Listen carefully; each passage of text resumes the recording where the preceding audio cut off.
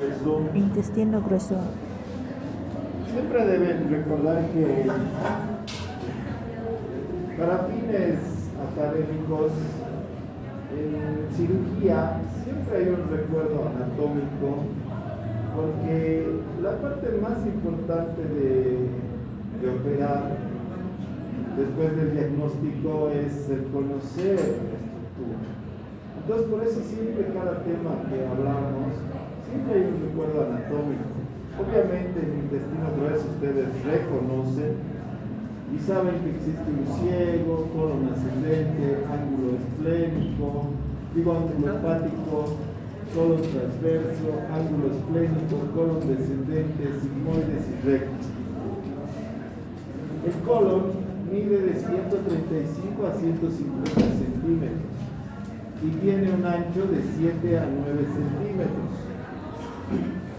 Obviamente existen grandes diferencias entre el intestino grueso y el intestino delgado.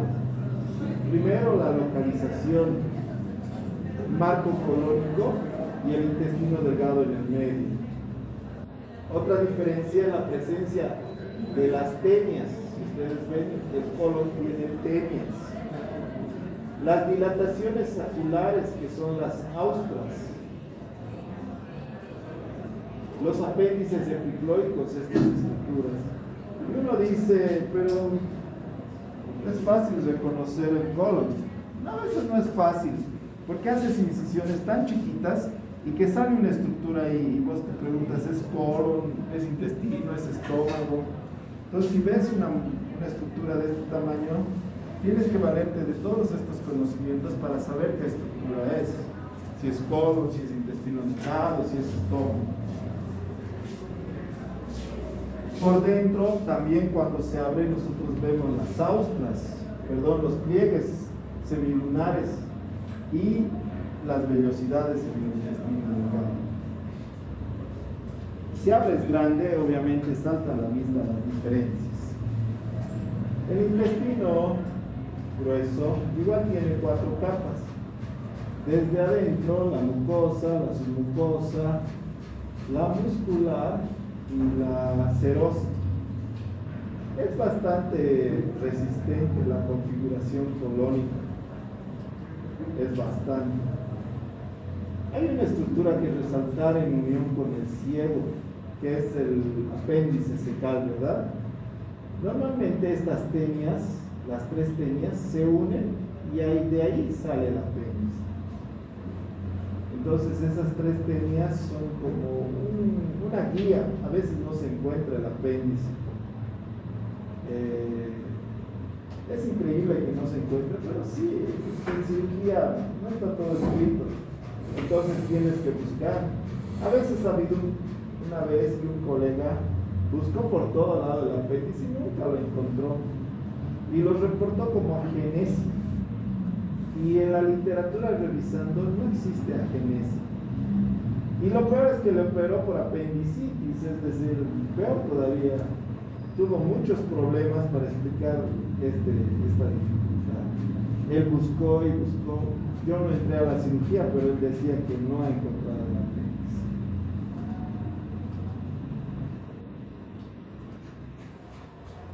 Este apéndice tiene esta válvula que comunica el apéndice con el ciego, que es la válvula de Gerlach. Si fuera parte del colon, considerado parte del colon el apéndice como una enfermedad, sería la más frecuente, porque es la que más frecuentemente operamos. Aquí vemos una simulación de cómo está el ciego hacia arriba, cerca de la vesícula biliar, y ya que les he mostrado que es verdad esta posición.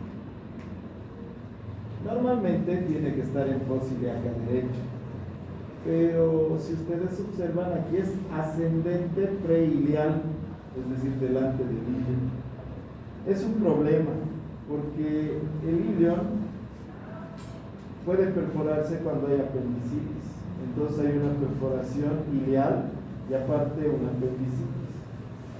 Y como aquí tenemos la válvula iliocecal, la cantidad de líquido intestinal que llega es a alta presión, entonces tampoco no puedo suturar de primera intención porque se abriría.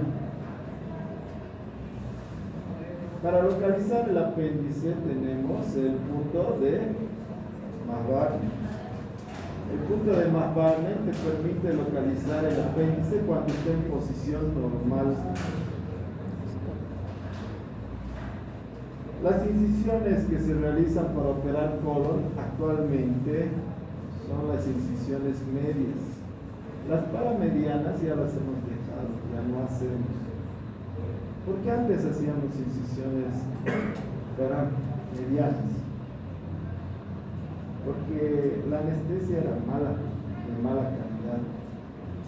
Y entonces teníamos que hacer cerca del órgano que operábamos. Entonces, si queríamos operar sigmoides, hacíamos acá. Si operábamos ciego, hacíamos acá. Pero actualmente la anestesia es de mejor calidad. Entonces hacemos incisiones medias. Normalmente es infra-supraumbilical.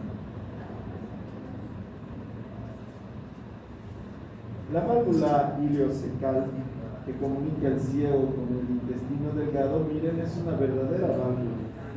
Es una válvula de gran presión que no deja pasar el contenido del ciego al intestino delgado.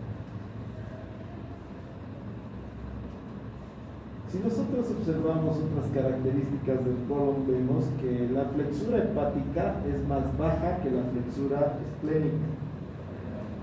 Todo el colon transverso está unido al epiplón mayor, a este epiplón mayor.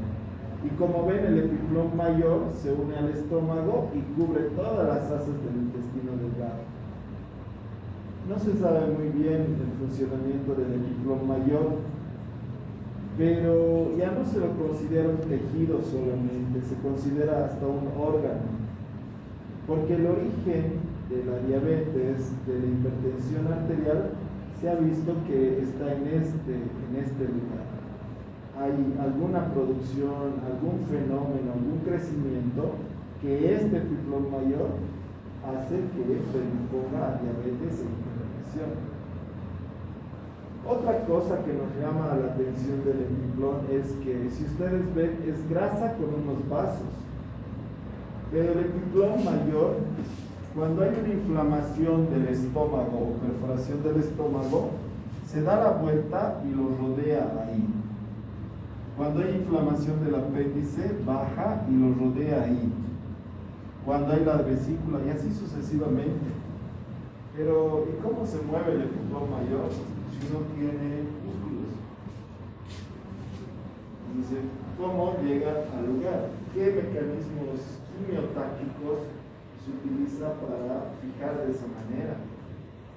El epiplón mayor es una buena herramienta de protección del intestino, del abdomen en sí, pero también nos perjudica. Queremos operar apéndice y no podemos llegar a él porque el epiplón se ha envuelto tantas veces sobre la estructura que cortamos y empieza a sangrar porque es muy bien irrigado. Cortamos entre el estómago y el epiplón mayor y entramos a la transcavidad de los epiplones, ¿verdad? No es la forma más adecuada, sabemos. La forma más adecuada es cortar el epiplón mayor entre el colon. ¿Por qué? Porque es más avascular. Esta unión es más vascular, entonces no da. Bueno, en lo que es el colon descendente y el sigmoides, en comparación al colon derecho, son más delgados. Es importante recordar eso. Por eso las colostomías al lado derecho son más grandes y las colostomías al lado izquierdo son más pequeñas. Está muy bien irrigado por dos arterias, la mesentérica superior y la mesentérica inferior. Asimismo, la sangre regresa a través de la mesentérica superior y la mesentérica inferior. Es importante recordar que estas arterias mesentérica superior y mesentérica inferior son bien gruesas y vienen directamente de la aorta abdominal. Y Y existe una comunicación entre la mesentérica superior e inferior a través de este arco, que es el arco de Drummond o de Riolano. Si ustedes ven, desde la mesentérica superior, a través del arco de Riolano, vamos a la mesentérica inferior. Eso quiere decir, si digamos se obstruiría esta arteria, a través de esta arteria llegaría al resto del colon. Es decir, es un mecanismo de defensa. Asimismo, la parte final del colon, que es el recto, se divide en tres porciones irrigadas por la hemorroidal superior, hemorroidal media y la hemorroidal inferior. Los linfáticos tenemos los ganglios principales, los intermedios, los paracólicos y los epicólicos, especialmente cuando existe cáncer. La patología que se asienta en el colon desde el punto de vista quirúrgico no es muy abundante. Una de ellas es la colitis ulcerosa, que tiene etiología desconocida. Esta afecta a la mucosa y la submucosa, que produce inflamación. Clínicamente lo vemos como diarrea, enesmo, vómitos. El diagnóstico primero es clínico y segundo es colonoscopía, pero la colitis ulcerosa se hace un diagnóstico por biopsia.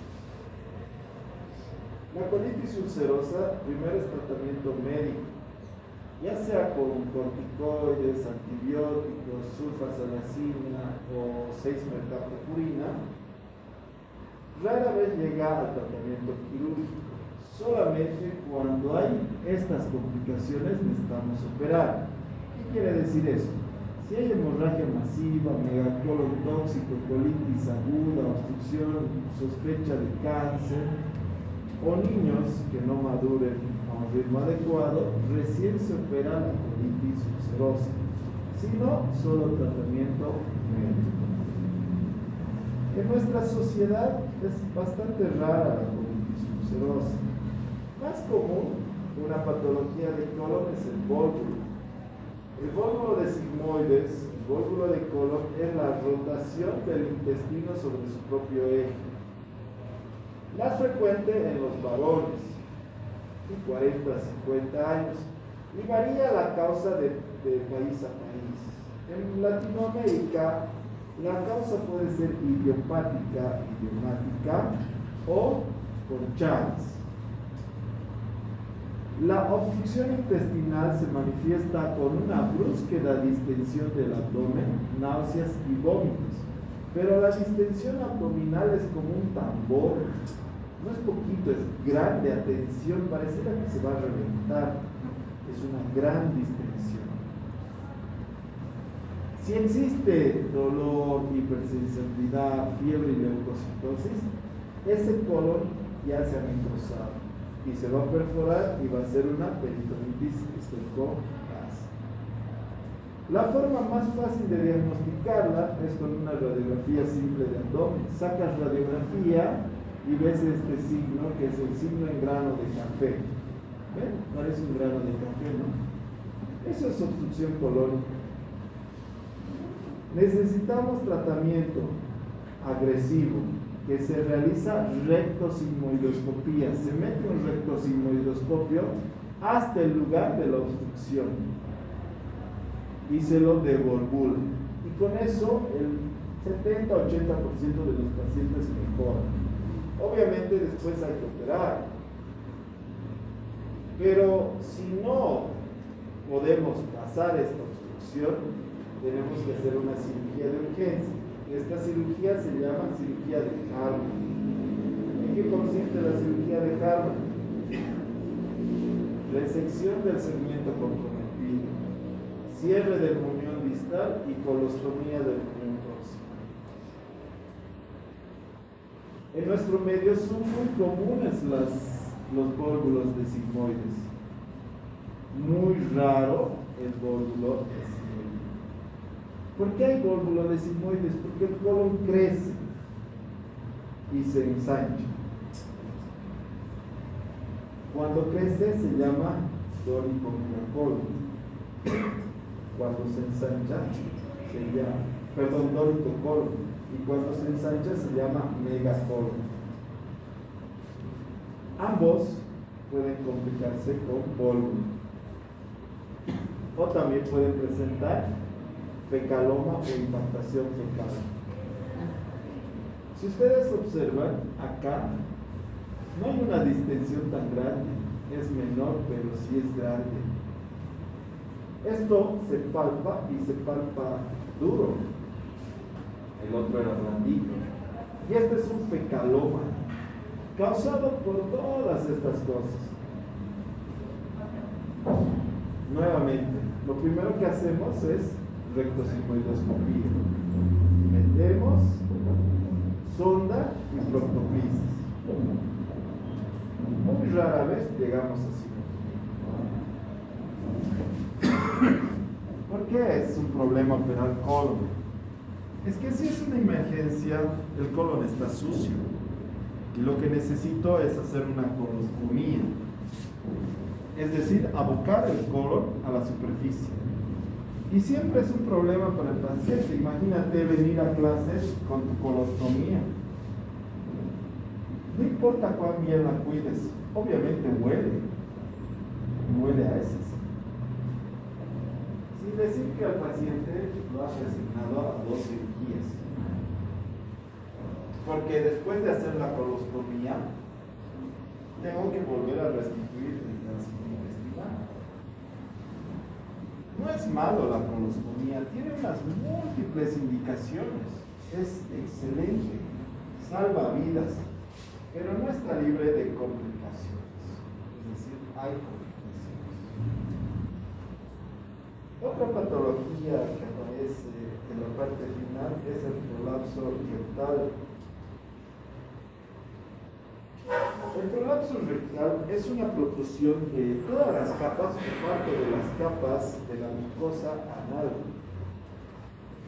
Puede haber un prolapso rectal de primer, segundo y tercer grado. Y la etiología depende de la causa del paciente. Puede ser falta de fijación, debilidad del piso, desnutrición, variedad, patologías que aumenten la presión intraabdominal, e inclusive falta una, que es las parasitosis, cada vez menos por si acaso. Antes era muy frecuente las parasitosis, ahora ya mucho menos. Fisiopatológicamente está relacionado con la distensión del recto y hay una alteración del nervio pudendo. ¿Cómo solucionamos? Obviamente es quirúrgico el problema. Podemos hacer una solución periférica, es decir, disminuir el diámetro del ano, que no es lo más adecuado. Lo mejor es hacer una rectopromotofijación.